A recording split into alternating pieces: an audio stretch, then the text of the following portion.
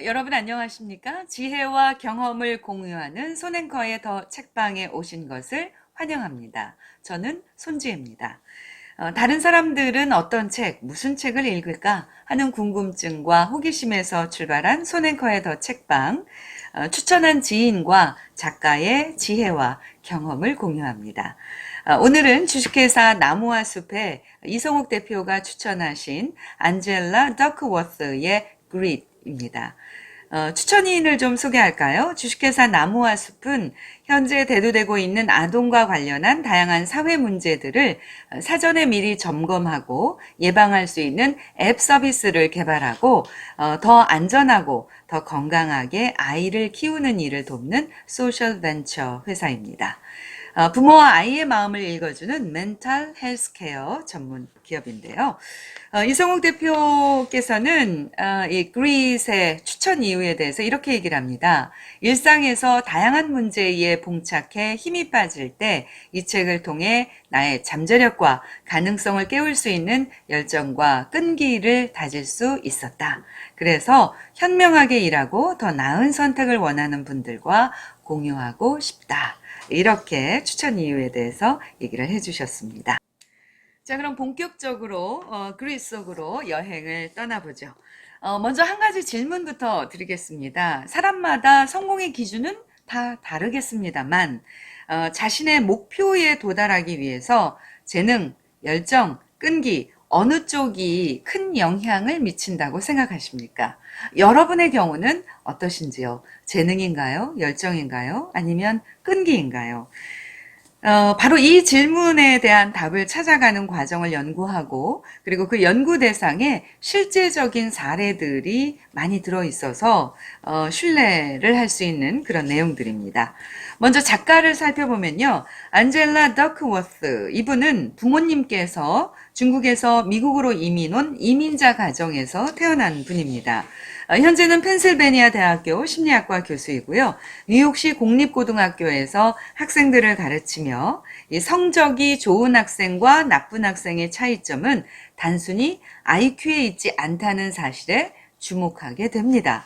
그리고 이 학생들을 지켜보면서 인생의 성공에 있어서 재능이나 성적보다 훨씬 더 중요한 다른 요인이 작용한다는 것을 깨닫게 됩니다.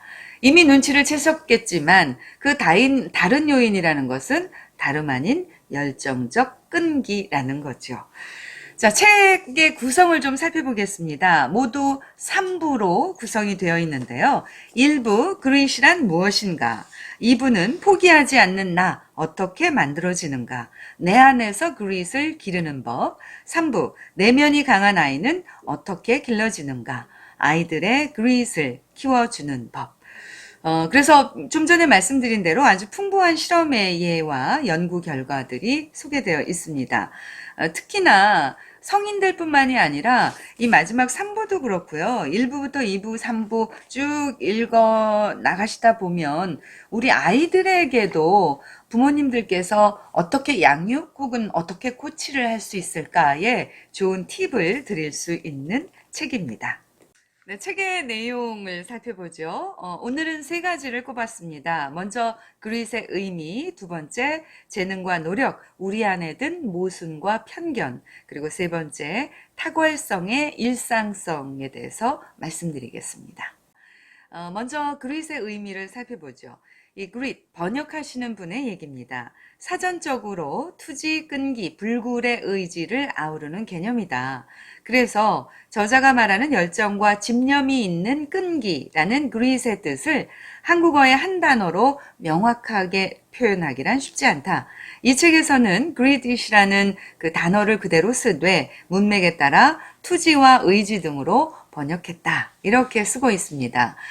그리고 작가는 그 그릿을 특정 상위 목표를 달성하겠다는 열정, 그리고 이를 완수하는 끈기로 규정하고 있습니다. 자, 두 번째, 재능과 노력, 우리 안에 든 모순과 편견입니다. 재능과 노력 중에 어느 것이 더 중요하다고 생각하십니까? 자, 그렇다면 미국인들은 어떻게 생각을 할까요? 미국인을 대상으로 해서 전국적인 조사를 실시했는데 그 결과 노력이 더 중요하다고 응답한 사람이 2배 정도 많았다고 합니다.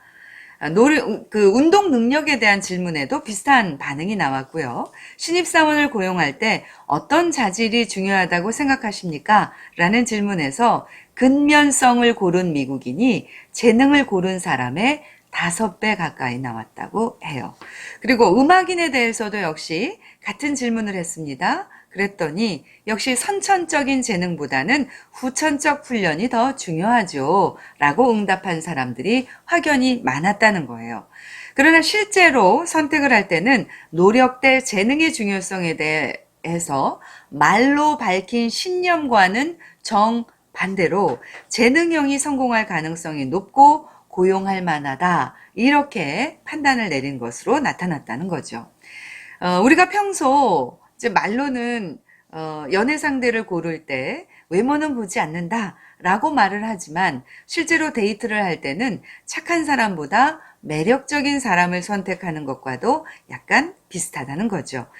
이렇게 저자는 이제 얘기를 하는데 사실 뭐 그와는 약간 차이가 있기는 합니다만 어찌됐건 재능, 노력 2가지를 놓고 볼 때 우리는 우리의 신념, 평소의 이야기로는 노력이 중요하다고 하지만 실제의 선택을 할 때는 재능형을 선택한다는 거죠.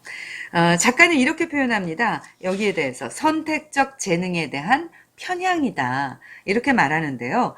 이 선택적 재능에 대한 편향은 현재 자리에 노력으로 오른 사람에게 은근히 불리하게 작용하며 또 선천적 재능으로 오른 듯한 사람에게 은근히 유리하게 작용한다는 것이죠.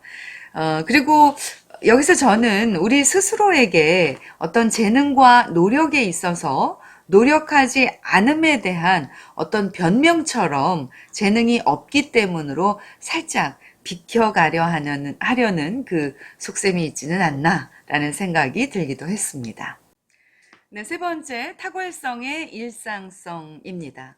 승부욕이 강한 수영 선수들을 연구한 사회학자 댄 챔블리스의 논문 탁월한 일상성을 소개하고 있는데요. 이 논문의 주요 결론은 제목에 압축되어 있듯이 빛나는 인간의 업적이 실은 탁월한 재능이라기보다는 평범해 보이는 무수한 개별 요소의 합이다. 이렇게 얘기를 합니다. 재능보다 2배 더 중요한 것이 노력이고 탁월성에 도달하는데 지름길이 없다. 이렇게 얘기를 합니다. 수영 선수들이 탁월한 기량을 갖추기까지 들인 수많은 시간과 자신의 목표에 도달하겠다는 열정의 지속성, 그리고 열정을 지속할 수 있는 끈기를 일상적으로 거듭 반복했기에 탁월함을 발휘할 수 있다는 것이죠. 뭐 결국 그런 얘기겠죠. 박태환 선수나 또 축구 아주 핫하죠. 손흥민 선수의 경우가 바로 이 탁월성의 일상성에 좋은 예가 아닌가라는 생각이 듭니다. 중요한 점은 우리에게도 가끔 뭐 열정을 볼 수 있기는 하지만 문제는 지속적인 열정을 갖느냐, 그리고 열의를 지속할 수 있는 끈기를 발휘할 수 있느냐라는 것이죠. 그리고 바로 이것이 성공한 사람들과 그렇지 않은 사람, 그리고 위인과 일반적인 사람과의 그 차이라는 것이 저자의 얘기입니다. 안젤라 더크워스의 그릿, 이 책의 첫 페이지에 보면 이 책에 쏟아진 찬사들이 뭐 쭉 나열이 되어 있습니다. 첫 페이지에 보면 한 3, 4페이지 정도가 쭉 그 내용들이 아이고 안 나오네요. 이렇게 나와 있습니다. 이 각계각층의 사람들이 보낸 메시지인데요. 그 중에 아마존 독자라는 분은 이렇게 얘기를 합니다. 왜 비슷한 능력을 가지고도 누군가는 성공하고 다른 누군가는 실패하는가? 그것은 바로 그릿이 있고 없고의 차이다. 당신 자신을 위해서, 자녀가 있는 사람은 자녀를 위해서, 그리고 현명한 공공정책 결정을 원하는 사람은 사회를 위해서 이 책을 읽어야 한다. 이렇게 얘기를 합니다. 저도 동감입니다. 저는 개인적으로 이 책을 읽으면서 열정적 끈기라는 게 나한테는 얼마나 있나. 그리고 이 책에 보면요. 바로 열정적 끈기, 그릿 지수를 평가할 수 있는 항목이 나오거든요. 실망했죠. 저에게. 그래서, 앞으로는 이 그릿, 끈기를 기르는 노력을 해야 되겠구나. 이런 생각을 했습니다. 자, 콕 집어 한마디. 이 책 표지에 잘 나와 있습니다. IQ, 재능, 환경을 뛰어넘는 열정적 끈기의 힘, grit이라고 얘기할 수 있겠습니다. 자, 지인과 작가의 지혜와 경험을 공유하는 손앤커의 더 책방. 오늘은 부모와 아이의 마음을 읽어주는 멘탈 헬스 케어 전문 기업인 주식회사 나무와 숲의 이성옥 대표께서 추천해 주신 안젤라 더크워스의 Grit 소개해 드렸습니다. 지금까지 손지혜였습니다.